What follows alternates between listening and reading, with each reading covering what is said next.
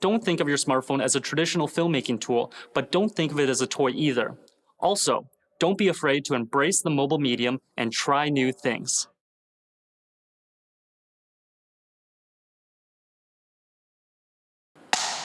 Hey everyone, it's Steven here for another lesson of our Sundance Collab mobile filmmaking course presented by Xiaomi. In this segment, we are going to talk about how to prepare for your mobile production and what are some of the differences from a traditional production.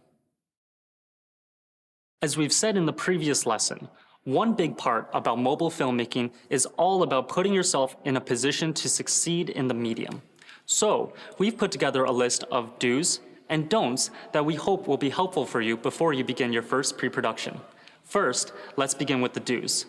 1. Plan out your stories and approach your project like you would any of your other films. I think one thing that throws people off when they pick up a smartphone and begin creating is that they take a more casual approach to the process.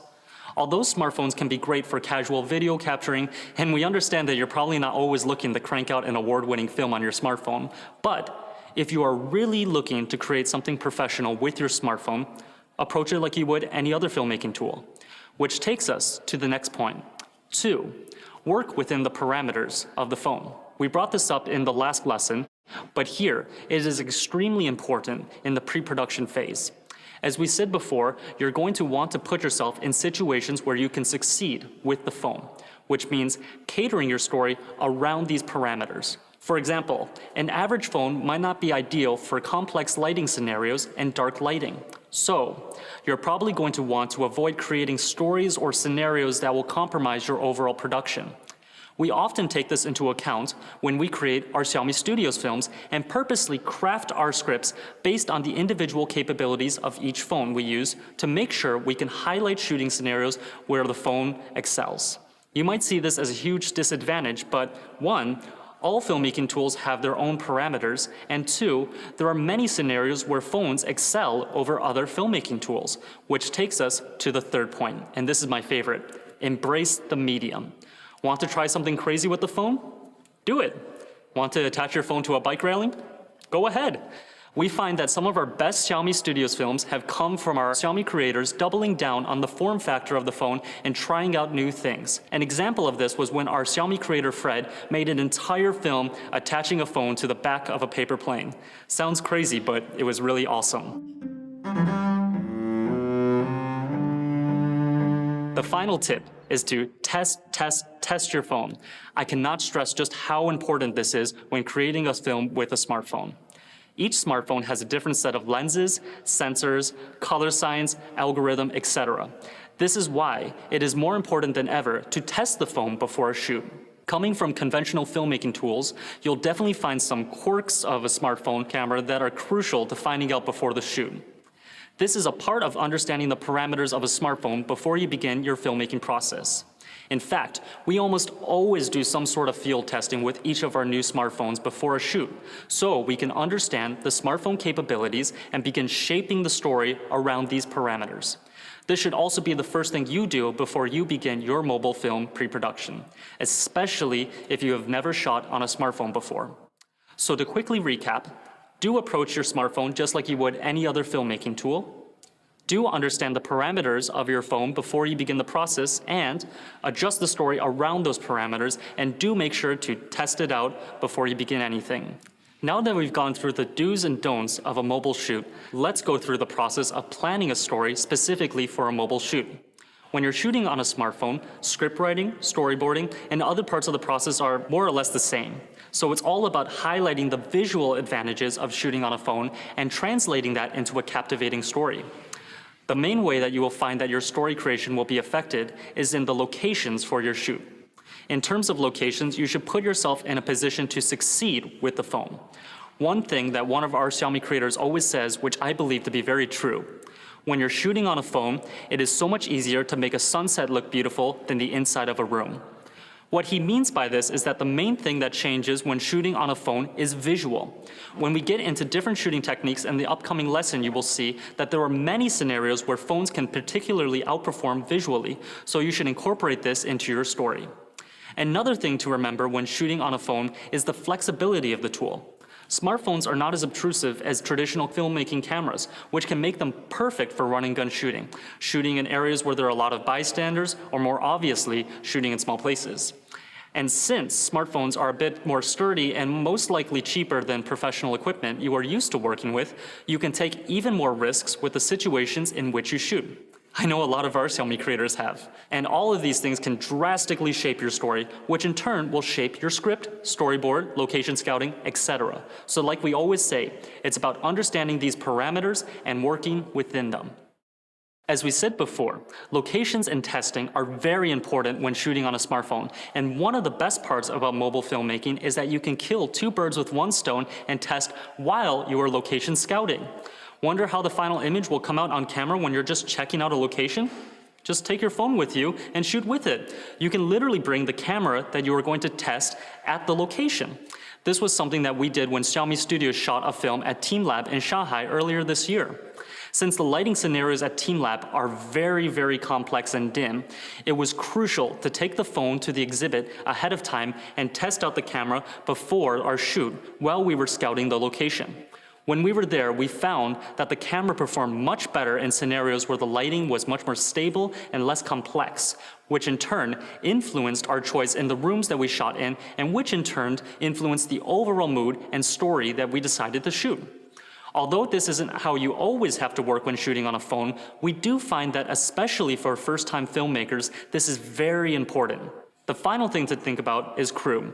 As you probably know, your crew is super important to helping you create the film that you want. In many ways, you should approach your crew on a mobile shoot the same way you would approach it on a traditional shoot. The only two big differences I would say would be 1, experience, and 2, scalability. What do I mean by this? You can find that mobile filmmaking is sometimes a different beast and is not something that everyone can excel at from the get-go. As the old saying goes, practice makes perfect. And this is especially true when it comes to mobile filmmaking. So we suggest that you work with a crew that is experienced with mobile filmmaking, has practiced with the phone beforehand, or at least is mentally prepared for the parameters of mobile filmmaking. You will find that this will become something that you can rely on and propel your filmmaking to a different level. The second part is scalability. The beauty of mobile filmmaking is that you can shoot a film with a crew of 100 people or a crew of yourself. Because of this, the mobile filmmaking medium is so flexible, your crew can be scaled up or down depending on your needs. And now we're gonna make a phone call to our good friend in Thailand, 𝐓𝐡𝐚𝐧𝐤, otherwise known as 𝐓𝐸, and see what she thinks about pre-production on a smartphone. In this class, we will be talking to 𝐓𝐡𝐚 𝐧𝐤. She is a 21-year-old filmmaker from Thailand who joined Xiaomi Studios a year ago. She is a recent graduate from one of Thailand's most prestigious film schools and has created 2 films as part of Xiaomi Studios, including one that was shown at Central World, one of the world's largest outdoor screens. Hi, Steven. Hey, 𝐓𝐸. So my first question is, what do you find is the biggest difference when you're preparing for pre-production on a mobile shoot? Well, personally, there's not much of a difference because both share the same fundamentals like the mood and tone, storyboard, script, etc. The only thing I have to be aware with the mobile filmmaking process is the possibility of the shots.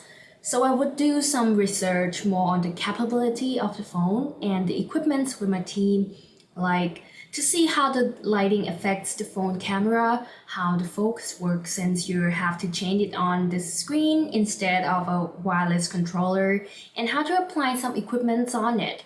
Apart from those, they're pretty much the same as the traditional camera shoot. So my next question is, how do you approach your craft differently on a phone than when you're using a traditional camera?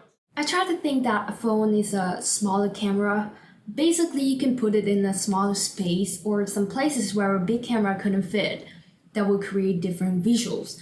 However, like I said before, it requires some time to learn the features of each phone and to try something new with it to see if it works properly as a picture in your head. Still, it surely helps a lot when I have to shoot in a smaller set. For example, in my latest film, The Tune of Us, the wide shot of a couple, we did a dolly shot behind a fish tank. The space between the wall behind us and the tank is so tight. But because we used a phone to shoot, it was possible to create the visual I had in my mind. So my next question is, how do you test out the phone before shooting, and is there anything that you find surprising when you're testing the phone? Yes, I do. Normally, I would check all the adjustments provided by the phone to see how it works with different environments and lighting.